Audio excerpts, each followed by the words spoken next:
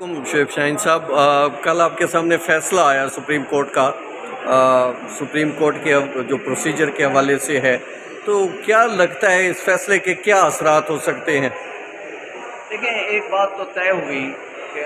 آج کے بعد جو 184(3) کی پروسیڈنگز ہوں گی وہ کنکلوسیو نہیں ہوں گی۔ جو بھی بینچ فیصلہ کرے گا، لارجر بینچ اس کو سیٹسفائڈ کر سکتا ہے اور ڈفرینٹ ویو دے سکتا ہے۔ یہ تو ایک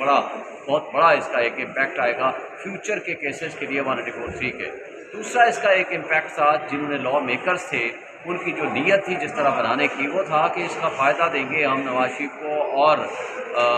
جہانگیر ترین کو۔ وہ فائدہ ان کا سپریم کورٹ نے اس سیکشن 5 سبسیکشن 2 کو نلیفائی کر دیا، الٹا وارث ڈکلیئر کر دیا۔ اس لیے ان کا وہ جو بنانے کا لاء تھا وہ ٹو دیٹ ایکسٹینٹ ان کی وہ نیت جو تھی وہ تو ختم ہو گئی، کیونکہ یونیورسلی ایکسیپٹڈ پرنسپل ہے کہ کلوز اینڈ کراس ٹرانزیکشن جو ہوا کرتی ہے اس کو ری اوپن نہیں کر سکتے، ورنہ اگر وہ لاء برقرار رہتا ہے تو 50 سال پرانا میٹر بھی آپ یہاں آ کر کے اپیل فائل کر سکتے تھے ود ان 60 days، لہٰذا اس کا راستہ بند ہو گیا۔ اب اس کے ذریعے ایک امپورٹنٹ آسپیکٹ اور بھی ہو سکتا ہے، وہ یہ ہو سکتا ہے کہ فیوچر کے لیے بھی کوئی بھی پارلیمان آئے گی، سپریم کورٹ کے جو اختیارات ہیں اس میں اگر تغیر و تبدل کرے گی تو ان کے لیے ایک راستہ کھل گیا ہے، یعنی قانون سازی نئی قسم کی بھی ہو سکتی ہے، اس کے اندر ترمیم بھی ہو سکتی ہے۔ یہ ایک آسپیکٹ اس کا امپورٹنٹ ہے، لیکن اوور آل اس کا بینیفٹ ہوگا لوگوں کو کہ تاکہ جو بھی فیصلہ ہوگا اس کی ایک رائٹ آف اپیل لوگوں کو ضرور ملے۔ شعیب صاحب، یہ مجھے بتائیں کہ جو حکومت نے 5 سال تک نااہلی کر دی تھی، جو بھی عمر ایک لحاظ سے پوری زندگی کی تھی نااہلی، مگر انہوں نے اس کو کنورٹ کر دیا تھا، تشریح کر دی تھی کہ اصل 5 سال کی نااہلی تک ہی یہ محدود ہے۔ کیا اس کے ذریعے نواز شریف کو دوبارہ ایک لحاظ سے کوئی ریلیف ملنے کے کوئی چانسز بن سکتے ہیں؟ دیکھیے، میرا خیال ہے کہ سپریم کورٹ کی ججمنٹ کو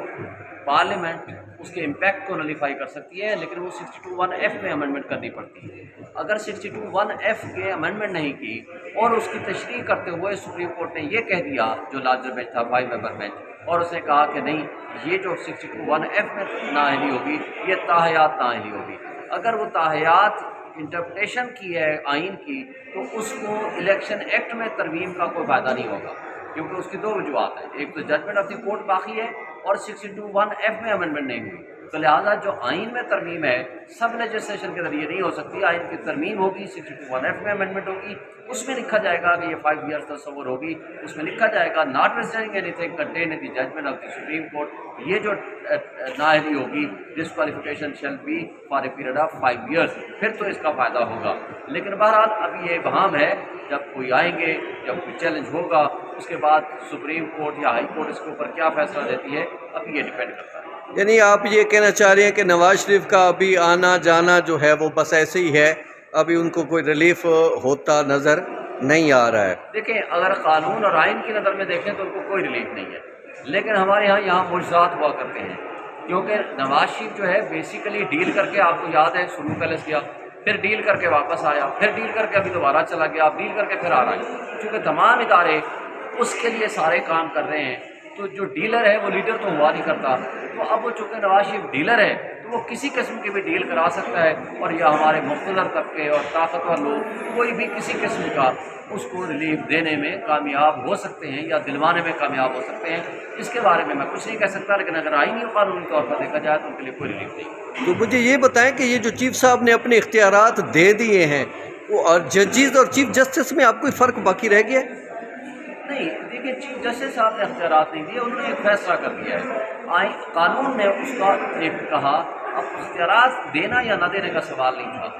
مسئلہ یہ ہے کہ کانسٹیٹیوشن آف بینچ آرٹیکل 184(3) میں کیا سنگل جج بنائے گا، ماسٹر آف روسٹر جو ہے یا ماسٹر آف رول جو ہے وہ کیا ایک شخص ہوگا، یا اب 3 جج صاحبان سینئر موسٹ بھی شامل ہو جائیں گے، تو وہ اس میں فیصلہ ہو گیا، چونکہ قانون بن گیا تھا تو انہوں نے کہا نہیں، یہ قانون درست ہے، تو اس حد تک یہ ایک فیصلہ ہے اور بظاہر یہ ٹھیک ہے، اس میں کوئی حرج نہیں، لیکن بہرحال چونکہ یہی والا فیصلہ تو آپ ہائی کورٹ میں بھی پھر اطلاق کرنا چاہیے، وہاں بھی امینڈمنٹ ہونی چاہیے، وہاں بھی ایک جج کی بجائے چیف جسٹس کی بجائے سینئر موسٹ ججز کو بھی بیچ میں شامل ہونا چاہیے۔ تو میرا خیال ہے کہ یہ باقی ججز کیسز کے اوپر تو اس کا امپیکٹ نہیں ہوگا، صرف 184(3) کا اگر جب بینچ کانسٹیٹیوٹ ہوگا وہ چیف جسٹس صاحب کی کنسلٹ کریں گے ود دی سینئر موسٹ 2 ججز۔ آپ ہماری سننے والوں کو، دیکھنے والوں کو ذرا یہ بتا دیں کہ چیف جسٹس اور ججز میں